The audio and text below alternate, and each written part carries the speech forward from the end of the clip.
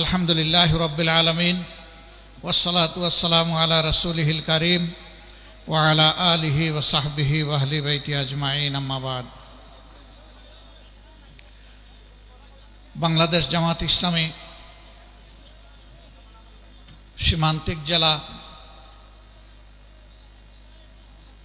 তিস্তা, ব্রহ্মপুত্র এবং গড়াই ধরলা বিদৌথ কুড়িগ্রামের আজকে এই বিশাল মাঠে বাংলাদেশ জামাত ইসলামী কুড়িগ্রাম জেলা শাখা আয়োজিত কর্মী সম্মেলনের সম্মানিত সভাপতি, কুড়িগ্রাম জেলা শাখার সম্মানিত আমির জনাব মৌলানা আব্দুল মতিন ফারুকি, বিশেষ অতিথি বাংলাদেশ জামাত ইসলামী কেন্দ্রীয় নির্বাহী পরিষদের অন্যতম সদস্য, বিশিষ্ট আলেমে দ্বীন, জামাত ইসলামীর কেন্দ্রের পক্ষ থেকে রংপুর দিনাজপুর অঞ্চলের সম্মানিত পরিচালক জনাব মৌলানা আব্দুল হালিম, সম্মানিত অতিথিবৃন্দ, বিভিন্ন রাজনৈতিক, ধর্মীয় ও বন্ধু সংগঠনের সম্মানিত নেতৃবৃন্দ, বিভিন্ন ধর্মের সম্মানিত বিশিষ্ট ব্যক্তিবর্গ, নেতৃবৃন্দ, আমার প্রিয় সহকর্মীবৃন্দ এবং সাংবাদিক বন্ধুগণ, আমি আল্লাহ তাআলার শুকরিয়া আদায় করছি ফেলানিয়ার বাসন্তীদের স্মৃতি বিজড়িত কুড়িগ্রামে উন্মুক্ত ময়দানে দুটি কথা বলার জন্য আল্লাহ তাআলা আমাকে আপনাদের সামনে দাঁড়ানোর তৌফিক দান করেছেন। আলহামদুলিল্লাহ রব্বিল আলামিন। 1 বছর আগেও বাংলাদেশের জনগণ, মুক্তিপাগল জনগণ এটা চিন্তাই করতে পারেনি, বরঞ্চ লাখো লাখো মানুষ নির্যাতনের শিকার ছিল। হাজার হাজার আলেম ওলামা, রাজনৈতিক নেতৃবৃন্দ, কর্মী সমর্থক দিয়ে বাংলাদেশের সবগুলা জেলকে ভরে রাখা হয়েছিল। 2006 সালের 28 অক্টোবর লগি বইটার তাণ্ডব চালিয়ে বাংলাদেশের রাজধানী ঢাকায় স্পষ্ট দিবালুকে জিরো পয়েন্টের কাছাকাছি পল্টন ক্রসিংয়ে আল্লাহ তাআলার বান্দা 6 জন নিরীহ মানুষকে সেদিন হত্যা করা হয়েছিল। নিতর দেহের উপর দাঁড়িয়ে তারা পৈশাচিক নৃত্য করেছিল। তাদের কলিজা ঠোলেনি, চোখে লজ্জা লাগেনি, কোনো কিছুর পরোয়া করেনি, আল্লাহকে ভয় করেনি। পরবর্তী পর্যায়ে তারা দেশকে অস্থির করেছিল। তাদের কারণেই 1/11 তৈরি হয়েছিল। মঈনুদ্দিন ফখরুদ্দিনরা ক্ষমতায় এসেছিল দুর্নীতির বিরুদ্ধে জিহাদ করার ঘোষণা দিয়ে। শেষ পর্যন্ত নিজেদেরই অবস্থা, তারা দুর্নীতিতে আকণ্ঠ নিমজ্জিত হয়ে গিয়েছিল। মানুষ তাকে ঘৃণা করতে শুরু করলো। তারা তখন বাঁচার জন্য নিরাপদ রাস্তা বা সেফ এক্সিট খুঁজতে থাকলো। 2 জন নেত্রী 2টা জোটের তখন নেতৃত্ব দিচ্ছিলেন। একজনকে তারা জানতে চাইল যদি তার জোট ক্ষমতায় আসে তাহলে তারা যে সমস্ত কীর্তিকাণ্ড করেছে সেগুলা নিয়ে কোনো প্রশ্ন তুলবে কিনা এবং তাদের কাজের বৈধতা দিবে কিনা। তিনি জবাব দিয়েছিলেন, জনগণের ম্যান্ডেটে নির্বাচিত জনপ্রতিনিধিরা এই সংসদে সেই ব্যাপারে সিদ্ধান্ত নেবে। আরেকজনের কাছে গিয়ে বলেছিল, আপনি আমাদেরকে কিভাবে দেখবেন? তিনি বলেছিলেন, আমি তোমাদের কোনো বিষয়ে কোনো প্রশ্ন করব না, তোমাদের সব কিছুর বৈধতা দিব, কাদ্দামা ও আখারা, আগে পরে যা করেছে সব কবুল। তারা তাকেই নিরাপদ মনে করে, তার জোটকে বিভিন্ন মেকানিজমের মাধ্যমে কারিগরি করে ইলেকশন ইঞ্জিনিয়ারিং করে তাকে ক্ষমতায় পাঠিয়েছিল। ক্ষমতায় যাওয়ার আগে বহু সুন্দর সুন্দর কথা বলেছিলেন, কিন্তু ক্ষমতায় যাওয়ার পরেই তারা আসল রূপে আবির্ভূত হলেন। 2009 সালের 10 জানুয়ারি তারা শপথ নিলেন, সরকার গঠন করলেন। পরের মাসেই ফেব্রুয়ারি মাসের 25 এবং 26 তারিখ ঢাকার পিলখানায় বিডিআর সদর দপ্তরে নারকীয় হত্যাকাণ্ডের মাধ্যমে বাংলাদেশ সেনাবাহিনীর, দেশপ্রেমিক সেনাবাহিনীর 57 জন দেশপ্রেমিক, চৌকস, মেধাবী, সাহসী সেনা অফিসারকে হত্যা করার মাধ্যমে তাদের ক্ষমতায় এসে হত্যার যাত্রা শুরু করলেন। একের পর এক জাতির উপরে দুর্বহ বোঝা তারা চাপাতে থাকলেন। ক্ষুধার্ত আওয়ামী লীগ জাতির সম্পদ চুরি করা শুরু করল। সর্বত্র চাঁদাবাজি, লুটপাট, দখলদারি, ঘুষের মাত্রা বাড়িয়ে দিল। তাদের অর্থমন্ত্রী বলল এটা ঘুষ না, এটা স্পিড মানি। লজ্জা! তাদের শিক্ষামন্ত্রী বলল আমার মন্ত্রণালয়ে তোমরা ঘুষ খাইও, কিন্তু একটু কমাইয়া খাইও। সেই এরা শিক্ষিত নাকি আসলে এরা কুশিক্ষিত আল্লাহ ভালো জানেন। তারা এক পর্যায়ে গিয়ে পরীক্ষিত দেশপ্রেমিক সংগঠন জামাতের দিকে হাত বাড়ালো। 2010 সালের 29 জুন আমাদের 3 জন প্রাণপ্রিয় শীর্ষ দায়িত্বশীল তৎকালীন আমিরে জামাত, সাবেক মন্ত্রী মৌলানা মতিউর রহমান নিজামী, নায়েবে আমির, শুধু বাংলাদেশ নয় সারা বিশ্বে যিনি মানুষকে কোরআনের মানবিক দাওয়াত দিয়ে বেড়াতেন, যাকে কোরআনের পাখি বলা হতো, আল্লামা দিলাওয়ার হোসেন সাঈদী, তৎকালীন সেক্রেটারি জেনারেল সাবেক মন্ত্রী আলী আহসান মোহাম্মদ মুজাহিদ, এই 3 জনকে খোড়া অজুহাতে মিথ্যা অভিযোগে নির্লজ্জভাবে তারা গ্রেফতার করল। তারপরের মাসে আরও 2 জন সহকারী সেক্রেটারি জেনারেল জনাব মোহাম্মদ কামারুজ্জামান এবং আব্দুল কাদের মোল্লাকে তারা গ্রেফতার করল। তাদের বিরুদ্ধে সাজানো পাঠানো মিথ্যা মামলা, তাদের মনমতো কোর্ট এবং শিখানো মিথ্যা সাক্ষীর মাধ্যমে তাদেরকে সাজা দেওয়ার জন্য আবার শাহবাগে আসর বসালো। যারা শাহবাগী, বাংলাদেশের মানুষ যখন নির্যাতিত হয় তখন তারা চুপ থাকে, কিন্তু যখন তাদের মনমতো কারো উপরে কিছু হয় তখন তারা গর্ত থেকে বের হয়ে এসে চিৎকার শুরু করে।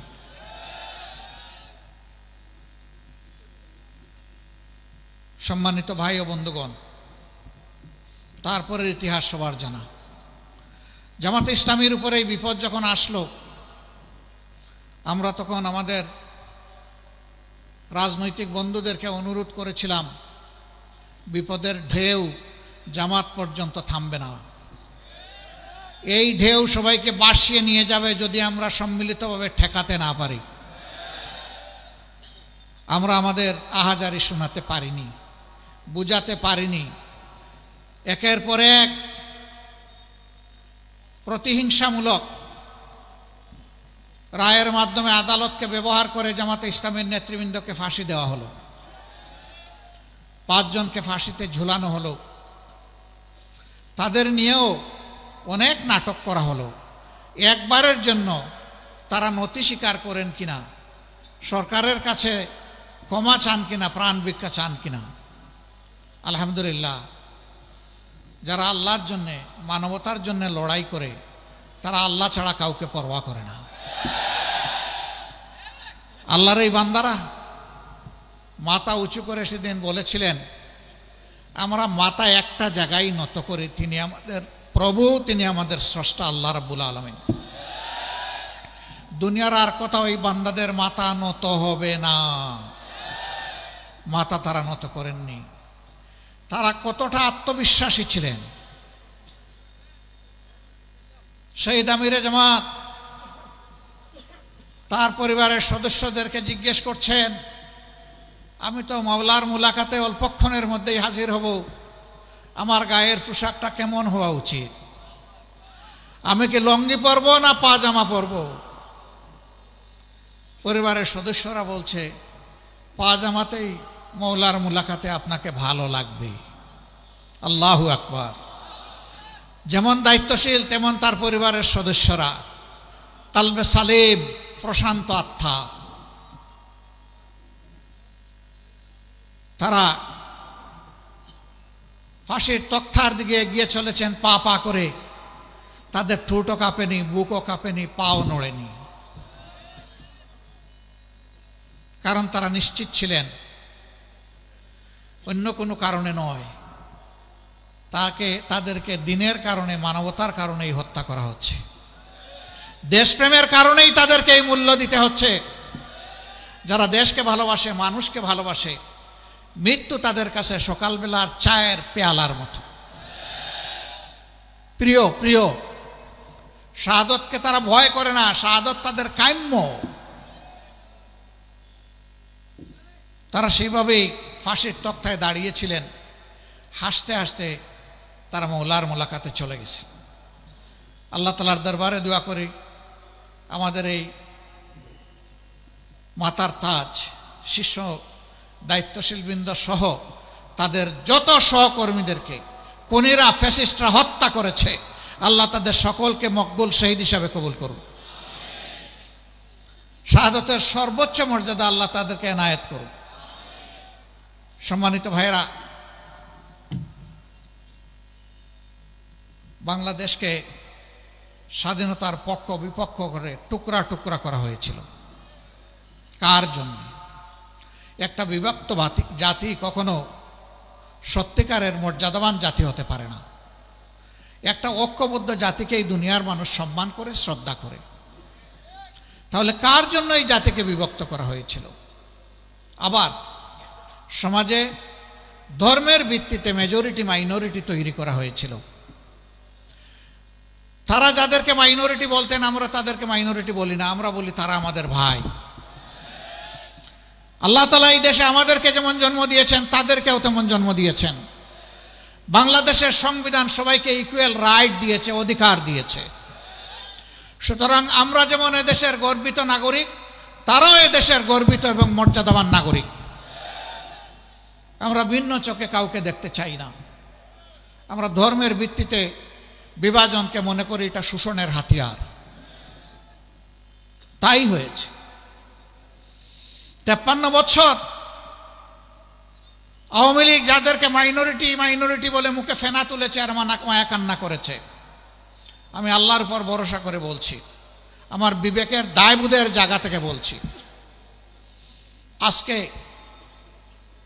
10 জানুয়ারি 1972 থেকে শুরু করে আজ পর্যন্ত 2025 সালের আজকে 24শে জানুয়ারি এই দীর্ঘ পথ পরিক্রমায় বাংলাদেশে বিভিন্ন ধর্মের মানুষকে কারা জুলুম অত্যাচার করেছে, কারা তাদের জমিগুলা দখল করেছে, ভিটামাটি থেকে উচ্ছেদ করেছে, সম্পদ লুণ্ঠন করেছে, তাদের ইজ্জতে হাত দিয়েছে, এই দুষ্কৃতিকারীদের তালিকা তৈরি করে জনগণের সামনে প্রকাশ করে দেওয়া হোক। এই কাজ যারা করেছে তারা সমাজের কালো এবং কুৎসিত চেহারার মানুষ। আমার দ্বারাও যদি এই কাজ করা হয়, আমার নামও প্রকাশ করে দেওয়া হোক।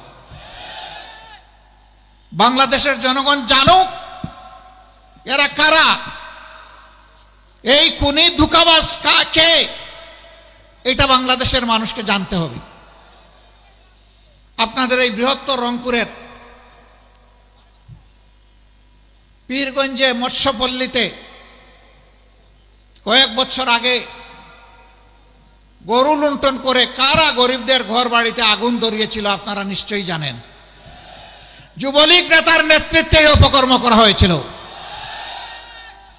এইভাবে বাংলাদেশের যত জায়গায়, দিনাজপুরের সাঁওতালপল্লী, ব্রাহ্মণবাড়িয়ার অমুসলিম ভাইদের উপর হামলা, গড়বাড়িতে লুণ্ঠন এবং অগ্নিসংযোগ, রামুতে বৌদ্ধ সম্প্রদায়ের তাদের মঠ ভাঙচুর করা, গড়বাড়িতে হামলা এবং অগ্নিসংযোগ করা, এই সকল অপকর্মের সাথে ক্ষমতাসীন আওয়ামী লীগের দুর্বৃত্তরা জড়িত ছিল। কিন্তু আফসোসের বিষয়, যা কিছু ক্ষতি হয়, চুরি হয়, হারিয়ে যায়, কেষ্ট বেটাই দায়ী। সব কিছুর জন্য জামাতে ইসলামী দায়ী। সবার আগে জামাতে ইসলামীর নাম আসে। আপনারা তার সাক্ষী। গাইবান্ধার সুন্দরগঞ্জের এমপি লিটন, তাকে কে বা কারা তার বাড়ির পাশে শুট করে হত্যা করল। প্রধানমন্ত্রী তৎকালীন সংসদে দাঁড়িয়ে বললেন, এই কাজ জামাত শিবির করেছে, আমার লিটনকে খুন করেছে। তাণ্ডব চালানো হলো। আমাদের নিরীহ নেতাকর্মীদেরকে গ্রেফতার করে রিমান্ডে নিয়ে শারীরিক, মানসিক, আর্থিক নির্যাতন করা হলো। আমরা বললাম যে এই ধরনের নাপাক কাপুরুষোচিত কাজ আমরা করি না, আমরা করি নাই। তৎকালীন আইজি একই চিৎকার মারলেন। দিন শেষে কি হলো? দিন শেষে দেখা গেল এই কাজের সাথে জামাতে ইসলামীর কোনো ধরনের কোনো সম্পর্ক ছিল না, বরঞ্চ তাদেরই ক্ষমতার পার্টনার একজন সাবেক কর্নেল, ওই সিটে আসনে যিনি সাবেক এমপি ছিলেন, তিনি তার ভবিষ্যৎ রাস্তা পরিষ্কার করার জন্য ঠুস। হত্যাকারী তিনি ছিলেন। আমার সাথে তার কোর্ট গারদে দেখা হয়েছিল। আমি জানতাম না উনি সেই ব্যক্তি। দেখলাম যে অনেক লম্বা চুল রেখেছেন, লাঠি একটা হাতে নিয়েছেন, কিছু ভদ্রলোকের চেহারা, এক কোনায় বসে আছেন, আমি আরেক জায়গায় বসে আছি। ওনাকে জিজ্ঞেস করলাম যে আপনার পরিচয়? তিনি বললেন আমি কর্নেল অমুক। বললাম ঘটনা কি গাইবান্ধার? তিনি বললেন হ্যাঁ। বিচারে প্রমাণ হলো যে তিনি খুনি। মাঝখানে জামাতে ইসলামী, ইসলামী ছাত্র শিবিরের কর্মীদের উপর যে নির্যাতন চালানো হলো, তাদের জীবন থেকে যে মূল্যবান দিনগুলা কেড়ে নিল, তাকে আজ আমাদেরকে ফিরিয়ে দেবে। এই ধরনের প্রত্যেকটা ঘটনায় আমাদেরকে দায়ী করে কথা বলা হয়। আমরা আল্লাহকে ভয় করি। যারা আল্লাহকে ভয় করে তাদের হাতে মানুষের জীবন, সম্পদ এবং ইজ্জত সম্পূর্ণ নিরাপদ। প্রমাণ বর্তমান বাংলাদেশ। 15.5 বছরের দুঃখ, ব্যথা, বেদনা, কষ্ট আমরা বুকে বহন করে বেড়াচ্ছি। কিন্তু 5 আগস্ট জাতি যখন মুক্তি পেল, আমরা বাংলাদেশের প্রিয় জনগণকে, বিশেষভাবে আমাদের সহকর্মীদেরকে আমরা আহ্বান জানালাম, শান্ত থাকুন, ধৈর্য ধরুন, শৃঙ্খলা ফিরিয়ে আনতে নিজ নিজ জায়গা থেকে সর্বোচ্চ অবদান রাখুন। এর আগে আওয়ামী লীগ বলেছিল, কোনোদিন যদি ক্ষমতা থেকে তাদেরকে বিদায় নিতে হয়, তাহলে ক্ষমতা থেকে বিদায় নেওয়ার 2 দিনের মাথায় তাদের 5 লক্ষ নেতা কর্মীকে আমরা নাকি খুন করব। আমি জিজ্ঞাসা করি, তাদের নেতৃবৃন্দের দফায় দফায় এই মিথ্যা আতঙ্ক ছড়ানো তা কি বাস্তবায়িত হয়েছে? 5 লক্ষ মানুষ মারা গেছে 5 এবং 6 আগস্ট, 7 আগস্ট, সারা আগস্ট মাস জুড়ে এখন পর্যন্ত যায়নি।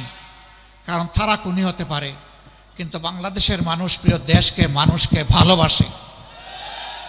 এই জন্য দায়িত্বশীলতার পরিচয় দিয়েছে। খনিদের মুখে চুনকালি।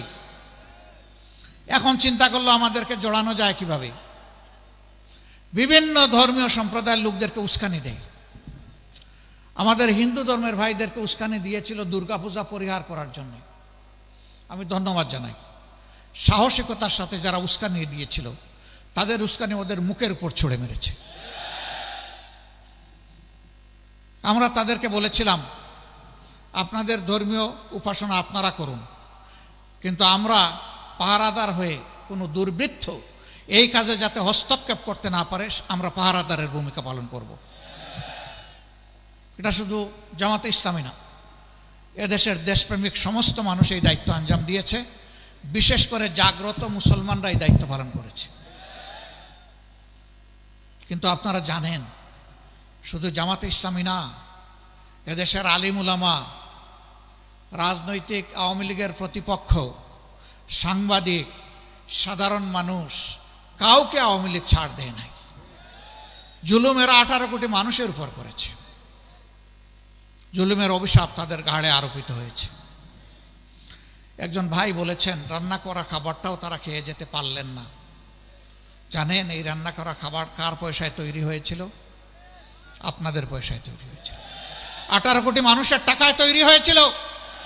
সেই খাবার খেয়ে তারা একবারও চিন্তা করেননি যে যাদের পয়সায় আমার খাবার, আমার এখানে নিরাপদ অবস্থান, বিলাসবহুল বসবাস, চতুর্দিকে নিশ্চিদ্র নিরাপত্তা, সেই তাদের বুকেই আমি গুলি চালাচ্ছি। একবারও তাদের বুক কাঁপেনি, হাত কাঁপেনি। ক্ষমতার শেষ মুহূর্ত পর্যন্ত মানুষ খুন করে তারা ক্ষমতায় থাকতে চেয়েছে। 15.5 বছর যে তাণ্ডব চালিয়েছেন, ক্ষমতার শেষ দিনে এসেও তাই করেছে। তারা ধারণা করেছিলেন ইতিপূর্বে বল প্রয়োগ করে অবৈধ ক্ষমতাকে তারা ধরে রাখতে পেরেছিলেন, এবারও বোধহয় তারা সফল হবেন। কিন্তু না, আল্লাহ তাআলার ঘোষণা, কুলিল্লাহুম্মা মালিকাল মুলকি তুতিল মুলকা মান তাশাউ ওয়া তানজিউল মুলকা মিম্মান তাশা। আল্লাহ যাকে চান ক্ষমতা দিয়ে সুযোগ দেন। দেখি আমার বান্দাদের প্রতি তোমরা, আল্লাহু ইয়া'মুরুকুম বিল আদলি ওয়াল ইহসান, তোমরা ক্ষমতা পেলে মানুষের উপর ন্যায় বিচার করো কিনা, সদাচরণ করো কিনা, মানুষকে মানুষ হিসাবে ভালোবাসো কিনা, মানুষকে সম্মান করো কিনা। যারা এই কাজ করে আল্লাহ তাদের ক্ষমতাকে পাকাপোক্ত করেন। আল্লাহ তাদেরকে সাহায্য করেন জমিন থেকে, আল্লাহ পাক সাহায্য করেন আসমান থেকে। আর যারা এর বিরুদ্ধে চলে যায়, মানুষের উপর জুলুম অত্যাচার করে, অবিচার অনাচারে দেশকে ভরে দেয়, সমাজকে ধ্বংস করে, মানুষের ইজ্জত লুণ্ঠন করে, দর্শনের সেঞ্চুরি পালন করে, আল্লাহ তাআলার লানত তাদের উপরে আসে এবং আল্লাহ তাদের থেকে ক্ষমতা কেড়ে নেন। ক্ষমতা কারো ইজ্জতের বাহন হতে পারে না। ইজ্জতের বাহন হবে আপনার সৎ চরিত্র, আমানতদারিতা, মানবিক মূল্যবোধ। এই জন্য আল্লাহ বলছেন, তুইজ্জু মান তাশাউ ওয়া তুযিল্লু মান তাশাউ বিয়াদিকাল খায়র। সমস্ত কল্যাণ অকল্যাণ, ভালো মন্দ, ইজ্জত বেইজ্জতি সবকিছু আল্লাহর হাতে। ইন্নাকা আলা কুল্লি শাইইন কাদির। সম্মানিত ভাইয়েরা, আমরা ধৈর্য ধরেছি, ধৈর্য আরো ধরব ইনশাআল্লাহ। এই দেশকে আমরা ভালোবাসি, দেশের মানুষকে ভালোবাসি। ওরা তো সব শেষ করে গেছে। উন্নয়নের নামে আমাদের সমস্ত সম্পদ চুরি করে বিদেশে নিয়ে গেছে। ওরা গেছে পরে সম্পদ পাঠাই দিছে আগে। ওরা 2,26,000 কোটি টাকা বাংলাদেশ থেকে চুরি করে নিয়ে গেছে। 26 লক্ষ কোটি টাকা বাংলাদেশ থেকে চুরি করে নিয়ে গেছে। যদি এইটাই তাদের দেশ হতো, তাহলে দেশের টাকা কেউ কি বিদেশে চুরি করে, পাচার করে, পাঠায় না। এটা ছিল তাদের জমিদারি, এখান থেকে খাজনা আদায় করবে, আর দেশ তাদের এই দেশের বাইরে। কোথায় কোথায় আমাদের হাতে টিকিট ধরায় দিত, অমুক দেশে চলে যাও, তমুক দেশে চলে যাও।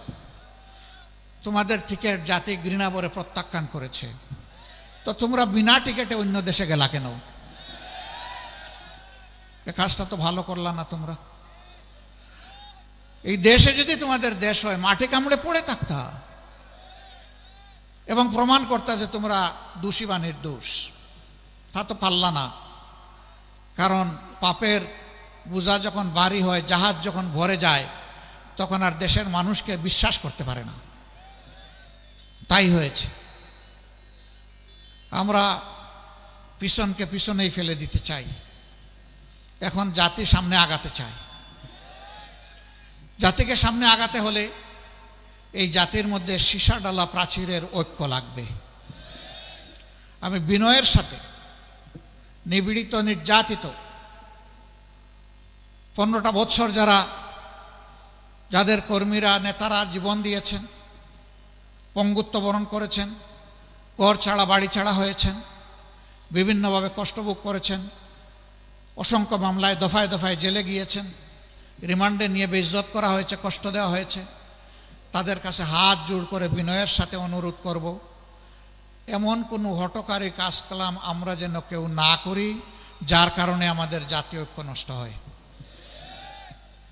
আমরা যেন কেউ চুরিচামারি না করি, চাঁদাবাজি না করি, দখল বাণিজ্য না করি, ঘুষের ভাগ না বসাই, মামলা বাণিজ্য না করি, এবং ফ্যাসিজম ফিরে আসে, ফ্যাসিস্টকে আমরা যেন কোনো ধরনের আশ্রয় প্রশ্রয় না দিই। আমরা প্রতিহিংসার পক্ষে না, কিন্তু আল্লাহর রসুল মক্কা বিজয়ের সময় মক্কার সমস্ত দুষ্কর্মকারীদেরকে ক্ষমা করে দিয়েছিলেন একটা অপরাধ ছাড়া। তিনি বলেছিলেন আজকে সাধারণ ক্ষমা ঘোষণা করা হলো, কিন্তু যারা নিরীহ মানুষকে খুন করেছে তাদের 10 বা 13 জনের নাম উল্লেখ করে বলেছিলেন এদেরকে যেখানে পাওয়া যাবে ওখানেই খুন করা হবে।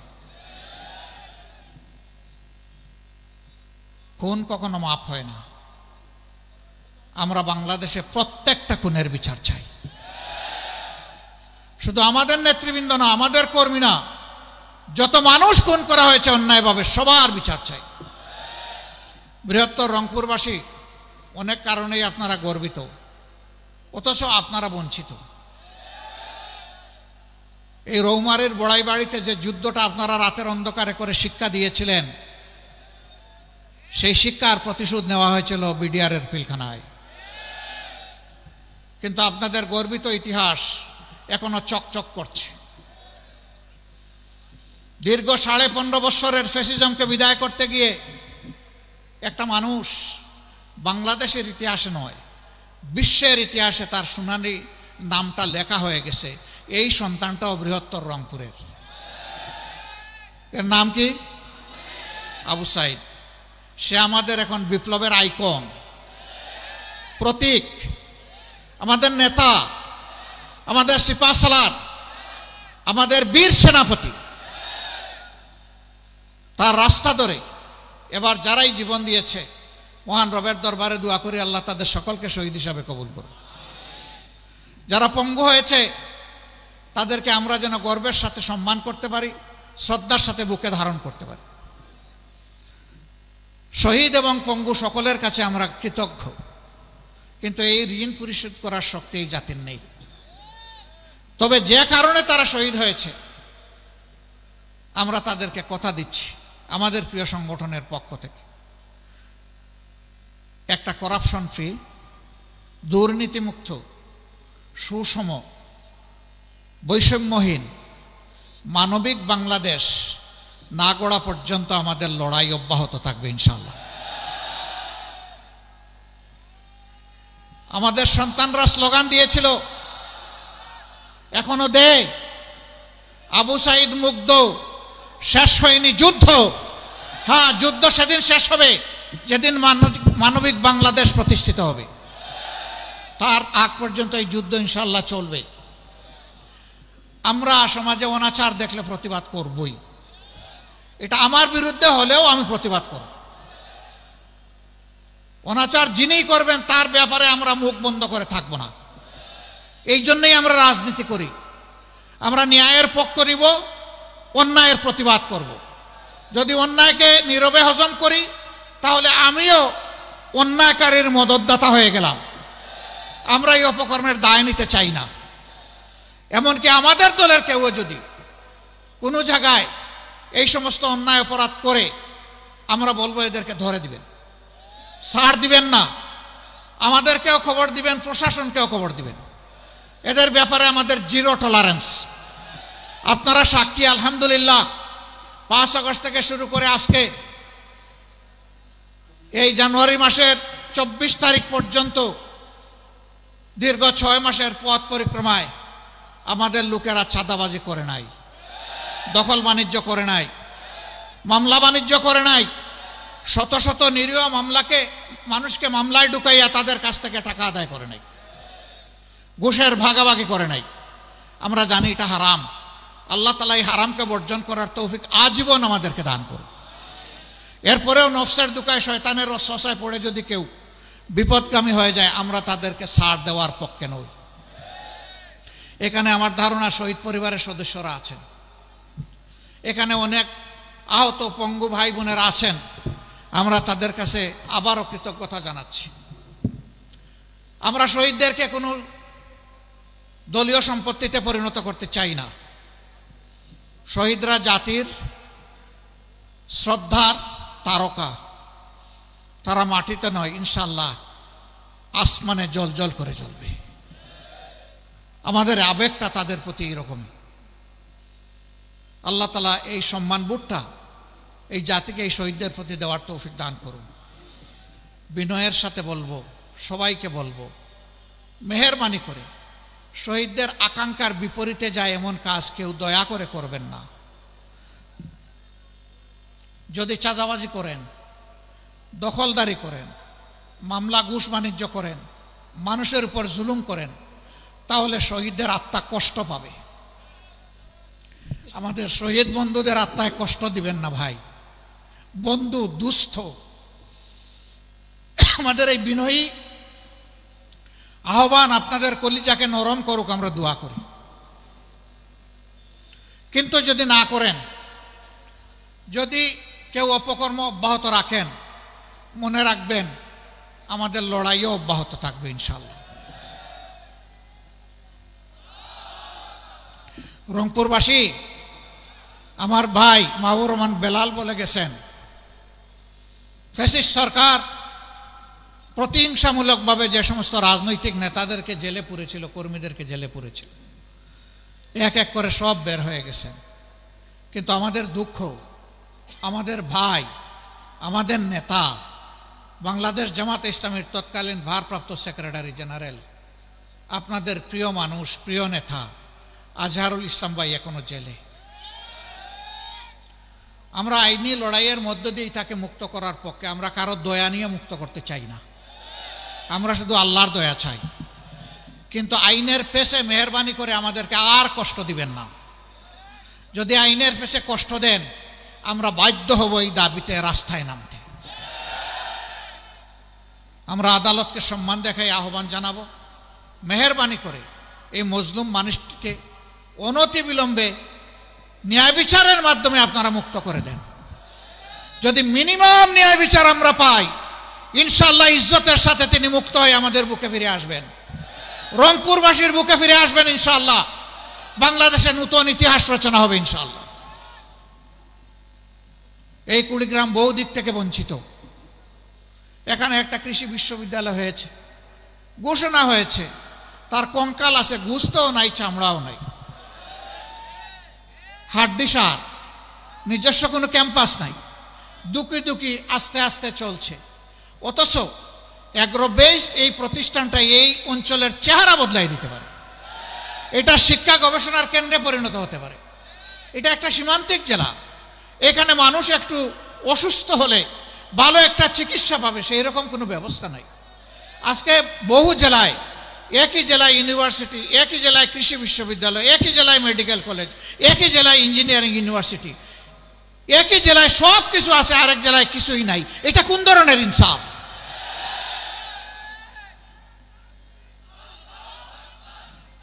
বৃষ্টি শুরু হলে ঢাকায় আমরা বসি, আমাদের বুক দুরু দুরু করে কাঁপে,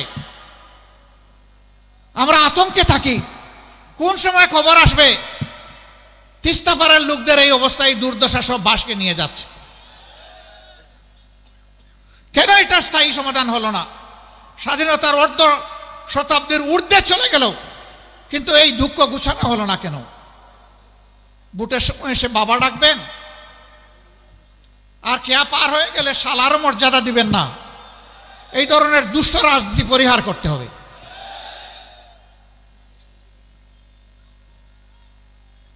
এখানে তিস্তা প্রকল্প মহাপরিকল্পনা বাস্তবায়ন হওয়ার কথা, কার ইঙ্গিতে ইশারা এটা এখনো বন্ধ হয়ে আছে? কেন কাজ এখনো শুরু হলো না? বাংলাদেশের জনগণ অবশ্যই তা জানার অধিকার রাখে। ফ্যাসিস্ট সরকারের কারণে এটা হয় নাই। যদি সেই প্রকল্প বাস্তবায়ন হয় তাহলে বর্ষা আসলেই আমাদের বুক আর দূর দূর করে কাঁপবে না। আমরা আশা করি এই দেশের এই এলাকার মানুষ স্বস্তিতে থাকবেন। সম্মানিত ভাই ও বন্ধুগণ, এই ধরনের অনেকগুলো ন্যায্য দাবি আপনাদের আছে। এই এলাকায় আমার ভাই সালেহি বলে গেছে 100-র মধ্যে 71 জন মানুষ দরিদ্র সীমার নিচে বসবাস করেন। তারা এমনকি গুনাহ করেছেন, পাপ করেছেন যে বাংলাদেশের অংশ হয়েও তাদের ভাগ্যের সামান্য কোনো পরিবর্তন হবে না। তাদের নিয়ে কি পরিকল্পনা? আমরা পরিষ্কার বলতে চাই, আল্লাহ যদি আপনাদের ভালোবাসা সিক্ত হয়ে, দেশবাসীর ভালোবাসা সিক্ত হয়ে আমাদের উপর মেহেরবানি করেন আর যদি এই দেশের খেদমতের দায়িত্ব দেন, ইনশাআল্লাহ তাআলা আজিম প্রেসিডেন্ট প্রধানমন্ত্রীর মুখ দেখে কোনো এলাকার উন্নয়ন হবে না। জনগণের ন্যায্য প্রয়োজনকে বিবেচনায় নিয়ে সমন্বিত সুষম উন্নয়ন হবে ইনশাআল্লাহ।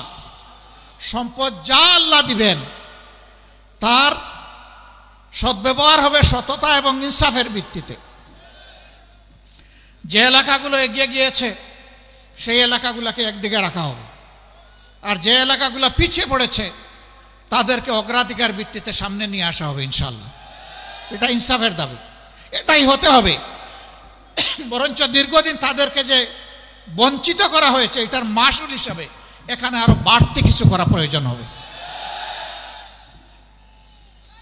আপনারা আমাদের জন্য দোয়া করবেন।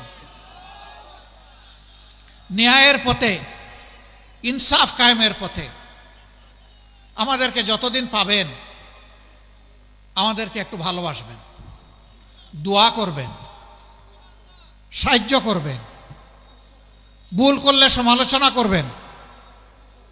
সত্যের পথে, দেশ গড়ার পথে আপনারা ইনশাআল্লাহ পাশে থাকবেন। আপনাদের বুকের বিছানায় আমাদের জন্য একটু জায়গা করে দেবেন। পারবেন তো আপনারা? এই দাওয়াত নিয়ে ঘরে ঘরে পৌঁছে যেতে হবে। ইনসাফের দাওয়াত, সাম্যের দাওয়াত, মানবিকতার দাওয়াত, দুর্নীতিমুক্ত সমাজ গড়ার দাওয়াত, কোরআনের আইন কায়েমের দাওয়াত। আসুন সেই দাওয়াত বুকে নিয়ে আমরা কুড়িগ্রামের প্রত্যেকটা ঘরে ঘরে ছড়িয়ে পড়ি। আজকে এখানে আপনারা কষ্ট করে এসেছেন, দিন ভরা রাত ভরা, শীতের একটু চাপ বেশি, সব কিছু উপেক্ষা করে আপনারা এখানে এসেছেন দুটি কথা শোনার জন্যে, আমাদেরকে দেখার জন্যে, আমাদের ভালোবাসায়, তাই না? এই ভালোবাসা কার জন্যে? এই ভালোবাসা কার জন্যে? আল্লাহ তাআলার জন্যে। আল্লাহ তাআলার কাছে দোয়া করি আমাদের এই ভালোবাসার বিনিময়ে আল্লাহ যেন বাংলাদেশটাকে সুন্দর করে দেন। আমাদের শহীদদের রক্তের মর্যাদা যেন আমরা দিতে পারি সেই তৌফিক দান করুন। এবং আল্লাহ রাব্বুল আলামিন এই ভালোবাসাকে তার প্রিয় জান্নাত পর্যন্ত যেন পৌঁছে দেন। আপনাদের উপর, এই এলাকার উপর আল্লাহ রহম করুন, শান্তির ফয়সালা নাজিল করুন। আল্লাহ রাব্বুল আলামিন আপনাদের সকলকে তাইয়্যিব হায়াত দান করুন। ভাই ভাই হিসাবে দল মত ধর্মের ঊর্ধ্বে উঠে এক হয়ে এক মোহানায় এসে সবগুলা হাতকে এক জায়গায় করে এই দেশকে গড়ার তৌফিক আল্লাহ তাআলা আমাদেরকে দান করুন। আল্লাহ হাফেজ। বাংলাদেশ জিন্দাবাদ। বাংলাদেশ জামাতে ইসলামী জিন্দাবাদ। আসসালামু আলাইকুম ওয়া রাহমাতুল্লাহ।